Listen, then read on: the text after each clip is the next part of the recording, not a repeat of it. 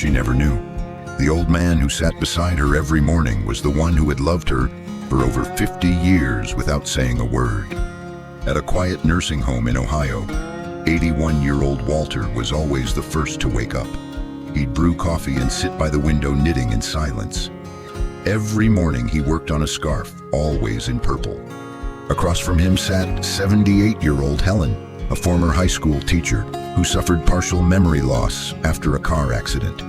Though she'd forgotten many things, she always kept an old photo, close a young man handing a girl a purple scarf.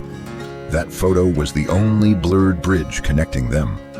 Helen didn't remember Walter, but she'd often say, "I don't know why, but I feel peaceful when I'm near you." Walter would just smile. What no one knew was that back in 1974, they were co-workers at a local high school. Walter had fallen in love with Helen the moment he met her, but before he could confess, she had fallen for someone else. That man, Tom, later betrayed her, leaving Helen to raise their child alone. Walter knew, but he never interfered. He simply stayed close, driving her child to school, bringing her soup on cold nights when she stayed up grading papers, always behind the scenes, always quiet. One icy morning, Helen was coughing badly. Walter finished the purple scarf and gently offered it to her. But Helen snapped. "Why do you keep bothering me? I don't need your pity." Walter froze. It was the first time she'd ever raised her voice at him. He returned to his room, silently put the scarf in a drawer, and stopped knitting. The next day, Helen suffered a mild heart episode and was sent to the hospital. While cleaning her room, a young nurse found an old, unnamed letter dated 1975. "I once tried to tell you I loved you, but I was too afraid I'd hurt you again.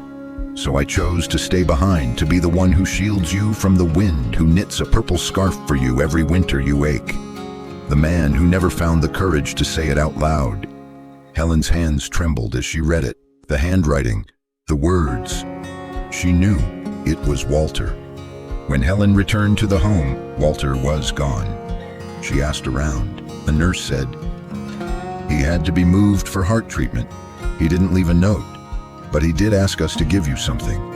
It was the scarf, purple, soft, warm, and a small slip of paper. "If there is a next life, I hope I'll have the courage to love you out loud." Helen sat by the same window they used to share, staring at the now empty chair. Tears quietly rolled down her cheeks. Have you ever stayed silent about a love that meant everything? Don't let the quiet become regret.